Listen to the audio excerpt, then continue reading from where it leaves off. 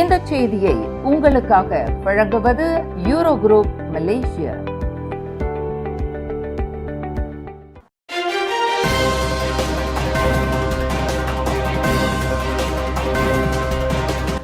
வணக்கம். திசைகளின் 10 மணி செய்திகள்.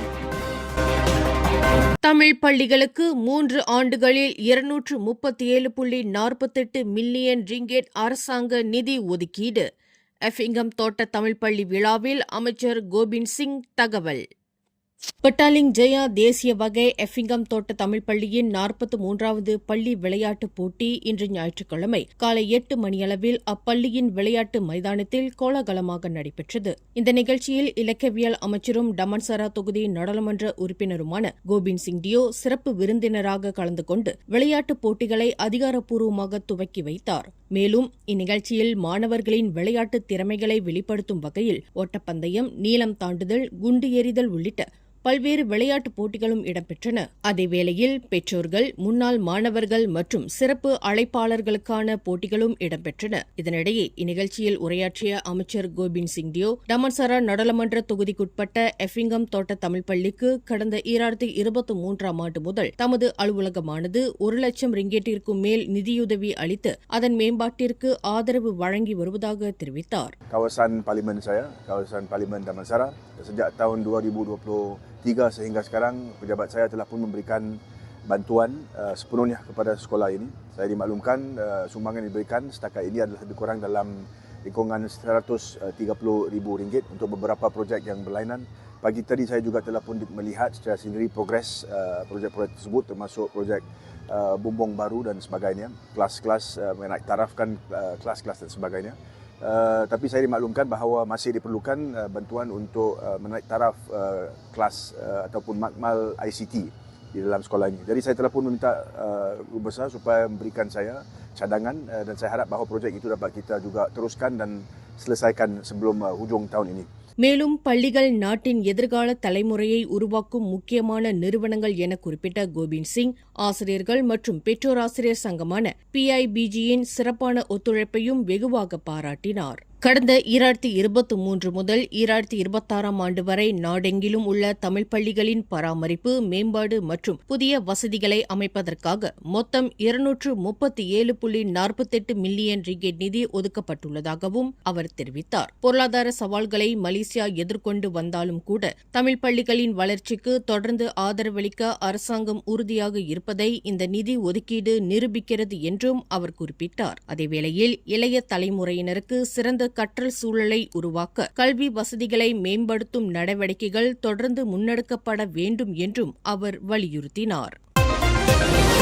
ஸ்லாங்கூர் மாநிலத்தின் 2வது வளர்ச்சி திட்டமான RS2 செயல்படுத்த சுமார் 33.31 பில்லியன் ரிங்கெட் நிதி தேவைப்படுவதாக மாநில மந்திரி பசார் டத்தோஸ்ரீ அமீருடின் ஷாரி தெரிவித்துள்ளார். கடந்த ஆகஸ்ட் 7ஆம் தேதி மாநில சட்டமன்றத்தில் RS2 அறிக்கையை தாக்கல் செய்த பின்னர் செய்தியாளர்களிடம் பேசிய அமீருடின் ஷாரி, 2026 முதல் 2030ஆம் ஆண்டு வரையிலான இந்த 5ஆண்டு திட்டத்திற்கான செலவை மாநில அரசாங்கம் மட்டுமே ஏற்காது என்றும் மாநில அரசுக்கு சொந்தமான நிறுவனங்கள், தனியார் துறை மற்றும் மத்திய அரசும் நிதியளிக்கும் என தெரிவித்தார். மேலும் RS2 திட்டத்தில் 6 முக்கிய இலக்குகள், 25 முன்னுரிமை பகுதிகள் மற்றும் 98 திட்டங்கள் இடம்பெற்றுள்ளதாகவும் அவர் குறிப்பிட்டார். அதேவேளையில் பொருளாதார வளர்ச்சி, திறன் மேம்பாடு உள்ளிட்ட பல்வேறு துறைகள் இதில் அடங்குவதுடன் 2030ஆம் ஆண்டிற்குள் 1.66 லட்சம் புதிய வேலைவாய்ப்புகள் உருவாக்கப்படும் என எதிர்பார்க்கப்படுகின்றது. முந்தைய RS1 திட்டத்தின் 79% இலக்குகள் நிறைவேற்றப்பட்டதைத் தொடர்ந்து அதன் செயல்பாடுகளை மதிப்பாய்வு செய்து RS2 உருவாக்கப்பட்டுள்ளதாகவும் அமீனுடின் தெரிவித்தார். இந்நிலையில் மாநிலத்தின் அடுத்த 5 ஆண்டு கால வளர்ச்சிக்கு RS2 புதிய உத்வேகத்தை அளிக்கும் என்றும் அவர் நம்பிக்கை தெரிவித்துள்ளார்.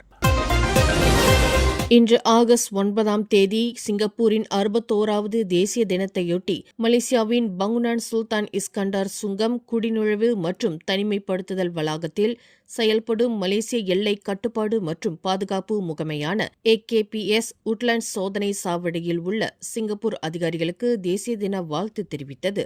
இதுகுறித்து தமது அதிகாரப்பூர்வ முகநூல் பதிவில் மலேசியா சிங்கப்பூர் எல்லையில் இரு தரப்பினரும் தினசரி இணைந்து பணியாற்றி வருவதை சுட்டிக்காட்டிய AKPS எல்லை வழியாக பயணிக்கும் மக்களின் சீரான போக்குவரத்தை உறுதி செய்தல், எல்லை பாதுகாப்பை வலுப்படுத்துதல் மற்றும் சமூகங்களுக்கு தொழில்முறை முறையில் சேவை செய்தல் ஆகியவற்றில் இரு தரப்பினருக்கும் பொதுவான பொறுப்பு இருப்பதாக குறிப்பிட்டுள்ளது. மேலும் நம்பிக்கை, குழுப்பணி, பரஸ்பர மரியாதை மற்றும் பொதுவான நோக்கம் ஆகியவற்றின் அடிப்படையில் மலேசியா சிங்கப்பூர் கூட்டுறவு தொடர்ந்து வலுப்பெற வேண்டும் என்றும் AKPS வாழ்த்து தெரிவித்துள்ளது.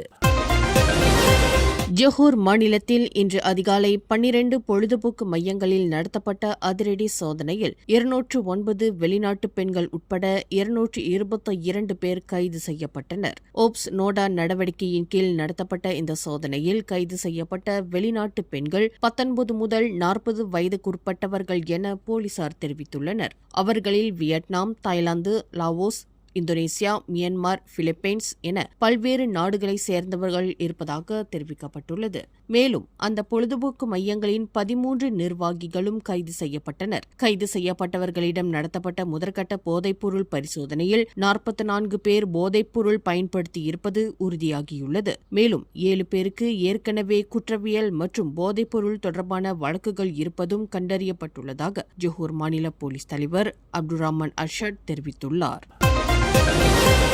முன்னாள் ராணுவ வீரர்களின் நலன் மற்றும் மேம்பாட்டை வலுப்படுத்தும் வகையில் அவர்களுக்கு 2வது தொழில் வாய்ப்புகளை வழங்க தனியார் துறைகள் முன்வர வேண்டும் என பிரதமரின் மனைவியும் பண்டார் துன் ரசாக் நாடாளுமன்ற உறுப்பினருமான Datuk Seri Wan Azizah Wan Ismail கேட்டுக் கொண்டுள்ளார். இன்று ஞாயிற்றுக்கிழமை நடைபெற்ற அரச மலேசிய கடற்படையின் முன்னாள் படை வீரர் சங்கம் ஏற்பாடு செய்த my heroes golf championship cup 2026 நிகழ்வில் உரையாற்றிய அவர் ஆயுதப்படையில் பணியாற்றி ஓய்வு பெற்ற பின்னரும் முன்னாள் ராணுவ வீரர்கள் சமூகத்திற்கும் நாட்டிற்கும் தொடர்ந்து பங்களிக்க வாய்ப்பு வழங்கப்பட வேண்டும் என்று வலியுறுத்தினார். மேலும் கேம்பெயின் தாபோங் பாலாவான் மற்றும் ஆயுதப்படை முன்னாள் வீரர்கள் விவகாரத்துறையான JHEV-யின் கீழ் செயல்படும் முன்னாள் ராணுவ வீரர்கள் சங்கங்களுக்கு அதிகமானோர் ஆதரவளிக்க வேண்டும் என அவர் அழைப்பு விடுத்தார். அதேவேளையில் வழங்கப்படும் ஒவ்வொரு தொகையும் நமது படை வீரர்களின் நலன் மற்றும் வாழ்வாதாரத்திற்காக நேரடியாக சென்றடையும் என்றும் வான் அசிசா உறுதியளித்துள்ளார்.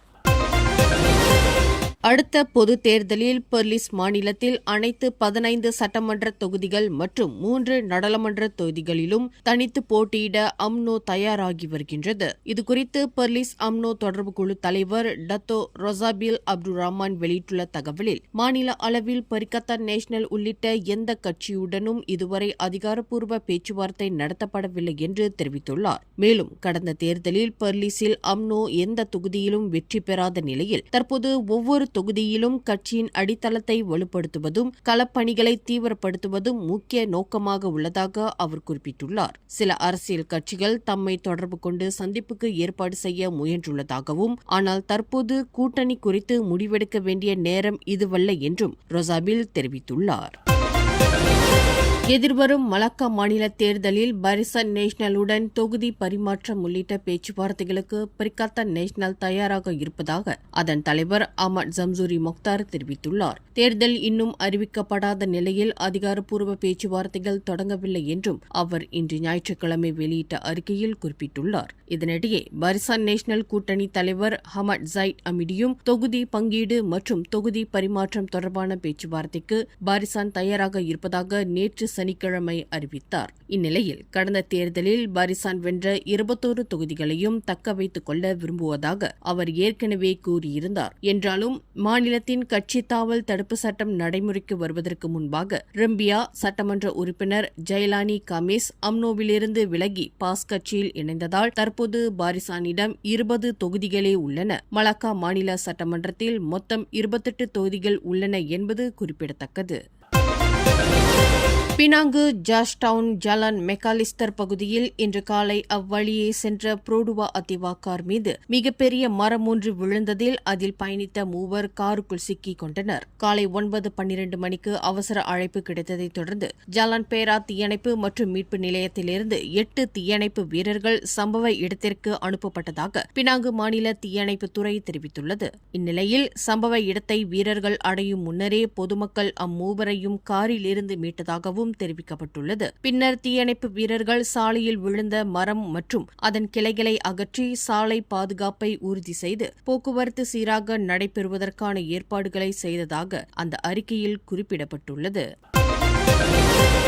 நாட்டில் 4000க்கும் மேற்பட்ட மியான்மர் நாட்டவர்களின் அகதி அந்தஸ்தை உறுதி செய்வதற்கான விரிவான சோதனை நடவடிக்கை தற்போது நடைபெற்று வருவதாக உள்துறை அமைச்சர் டத்தோஸ்ரீ சைஃபுடின் நசுட்டியோன் இஸ்மாயில் தெரிவித்துள்ளார். இது தொடர்பாக இன்று ஞாயிற்றுக்கிழமை அவர் வெளியிட்டுள்ள தகவலில் உண்மையான அகதிகளையும் குடிநுழைவு அல்லது குற்ற செயல்களில் ஈடுபட்டவர்களையும் அடையாளம் காணும் வகையில் தற்போதைய தகவல் சேகரிப்பு பணிகள் நடைபெற்று வருவதாக தெரிவித்துள்ளார். இந்நிலையில் அகதி அந்தஸ்து உறுதி செய்யப்படும் மியான்மர் நாட்டவர்கள் முதற்கட்டமாக சொந்த நாட்டுக்கு திருப்பி அனுப்பப்படுவதற்கான நடவடிக்கையில் சேர்க்கப்படுவார்கள் என்றும் அவர் குறிப்பிட்டுள்ளார். அதேவேளையில் தடுப்பு முகாம்களுக்கு வெளியே உள்ள மியான்மர் நாட்டவர்கள் தாமாகவே முன்வந்து பதிவு செய்து தங்களது அடையாளத்தை உறுதிப்படுத்திக் கொள்ளும் வகையில் புதிய அணுகுமுறை ஒன்றையும் அரசாங்கம் உருவாக்கி வருவதாக சைஃபுடின் இஸ்மாயில் தெரிவித்துள்ளார்.